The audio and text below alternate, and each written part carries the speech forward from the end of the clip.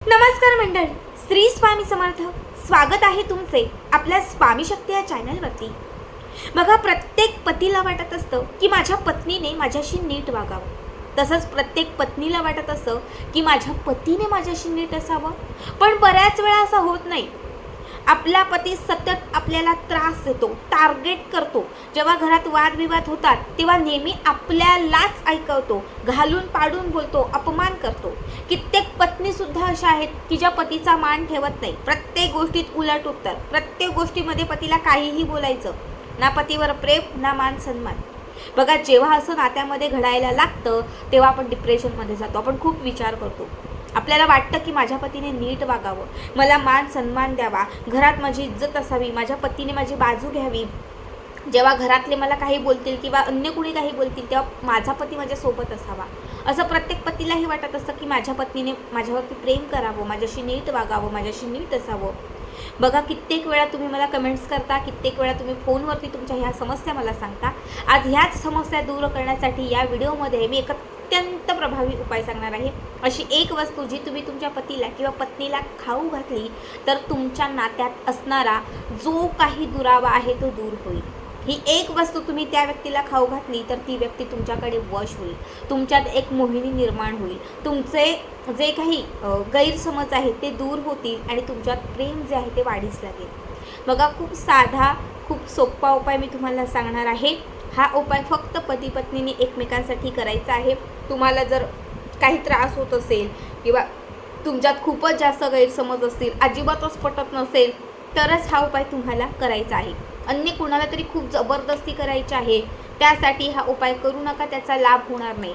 पण तुमचं काहीतरी नातं आहे आणि त्या नात्याला वाचवण्यासाठी तुम्ही हा उपाय करताय तर मी तुम्हाला खात्रीने सांगते, अगदी काही दिवसांमध्येच तुम्हाला याचा जो रिझल्ट आहे हा दिसायला सुरुवात होईल. कुठल्याही दिवशी, आठवड्यातील कुठल्याही दिवशी, जो दिवस तुम्हाला आवडीचा वाटतोय त्या दिवशी हा उपाय तुम्हाला करायचा आहे. या उपायासाठी आता मी जे तुम्हाला साहित्य सांगते ते साहित्य घ्यायचं आहे. सगळ्यात पहिले तुम्हाला काय करायचं आहे तर एक छोटी प्लेट किंवा एखादं भांडं घ्यायचं आहे. त्या भांड्यामध्ये सुरुवातीला तुम्हाला मोजून 5 फुलवाल्या लवंगा घ्यायच्या आहेत. 5 फुलवाल्या लवंगा घ्यायच्या आहेत. 5 खडी साखरेचे तुम्हाला खडे घ्यायचे आहेत. 5 गुळाचे खडे घ्यायचे आहेत आणि 5 हिरव्या वेलच्या घ्यायच्या आहेत. बघा, हिरवी वेलची, गूळ, खडीसाखर आणि लवंग जे पण घ्याल ते समप्रमाणात घ्या. खडीसाखर घेतली तर 5 छोटे छोटे खडे घ्या. गूळ घ्याल तर छोटे छोटे 5 गुळाचे तुकडे घ्या. चारही वस्तू वाटीमध्ये किंवा ज्यात तुम्ही घेतलेल्या आहे ते घेऊन घराच्या कुठल्याही एका शांत निवांत कोपऱ्याला बसा. बेडरूममध्ये बसलात, लिव्हिंग एरियामध्ये बसलात, कुठेही बसलात चालेल. आता सगळ्यात पहिले काय करायचं तर एक हिरव्या रंगाचा, लाल रंगाचा एक छोटा कागद घ्या. ठीक आहे. जो कागद तुम्ही घेतलेला आहे त्या कागदावरती तुम्हाला एक चौकोन काढायचा आहे. कुठल्याही पेनाने चालेल. पेन घ्यायचा, त्या पेनाने त्या कागदावरती एक चौकोन काढायचा. चौकोन काढल्यानंतर त्या चौकोनामध्ये सगळ्यात पहिले तुमच्या पतीचं नाव लिहा आणि खाली पत्नीचं नाव लिहा. समजा पत्नी हा उपाय करते तर वरती पतीचं नाव आणि खाली आपलं स्वतःचं नाव लिहायचं, म्हणजे पत्नीचं नाव लिहायचं. पती हा उपाय करतोय तर वरती आपल्या पत्नीचं नाव लिहायचं आणि खाली आपलं स्वतःचं म्हणजे पतीचं नाव लिहायचं. ठीक आहे. आपली नावं या चौकोनामध्ये लिहून झाली की त्याच्यानंतर तुम्हाला काय करायचं आहे, जे साहित्य मी घ्यायला सांगितलेलं आहे ते सगळं साहित्य त्या कागदावर ठेवायचं आहे. साहित्य ठेवत असताना तुम्हाला मी जो मंत्र सांगते तो मंत्र म्हणायचा आहे. समजा हिरवी वेलची घेतली, उजव्या हातामध्ये एक हिरवी वेलची घ्यायची.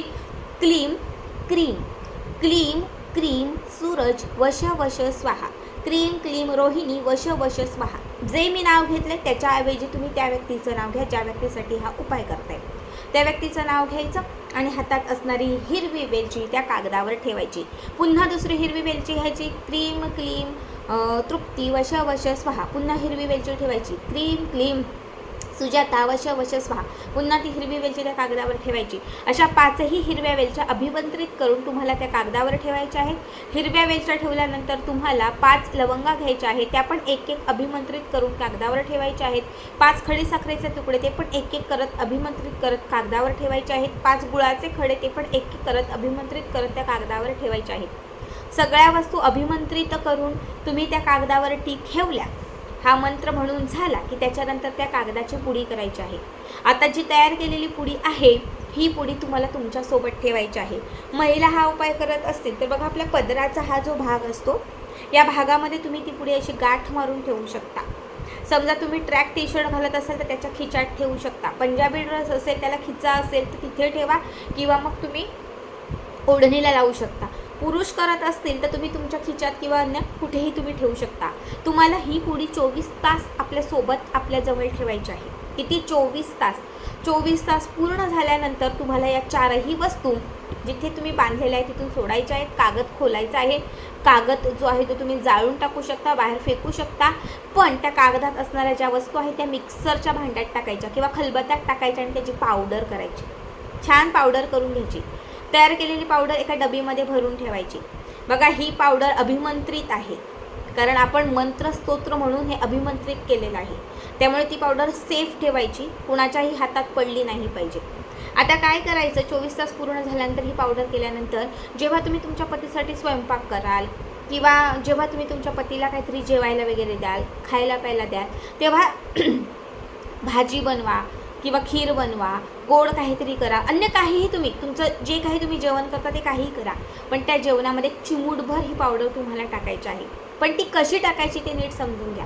समजा पतीसाठी तुम्ही एखादं ताट वाढताय, सगळं ताट वाढून घ्यायचं, त्यामध्ये एक छोटी वाटी वगैरे ठेवायची भाजीसाठी किंवा काय, आणि त्यामध्येही किंचित पावडर टाकायची.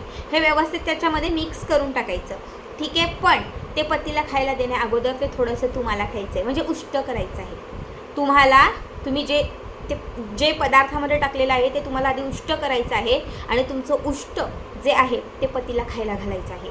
आता जोपर्यंत ती पावडर संपत नाही आहे, 8 दिवस, 15 दिवस, 20 दिवस, 25 दिवस, महिना, 2 महिने, 4 महिने, तेवढे दिवस तुम्हाला ती पुरवायची आहे आणि तेवढे दिवस तुम्हाला ती जेवणात किंवा कुठल्याही पदार्थात उष्टी तुम्हाला तुमच्या पतीला खाऊ घालायची आहे. तुम्हाला मी सांगते, जशी ती पावडर समाप्त होईल, जशी ते संपून जाईल, त्याच्या काही तासात, काही दिवसात तुम्हाला याचा रिझल्ट यायला सुरुवात होईल.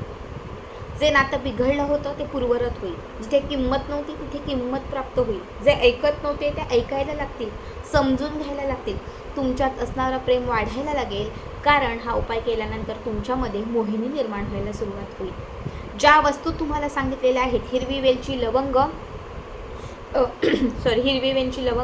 गूळ आणि खडीसाखर, चारही गोष्टी ज्या आहेत, या चारही गोष्टी वशीकरणाशी संबंधित आहेत. या चारही गोष्टी ॲट्रॅक्शन पॉवर इन्क्रीज करण्यासाठी खूप महत्त्वाच्या आहेत. बघा, खडीसाखरेचा संबंध शुक्र ग्रहाशी आहे आणि गुरुग्रहाशी आहे. ज्याचा शुक्र मजबूत असतो त्याच्याकडे धन, ऐश्वर्य, सौंदर्य असतं.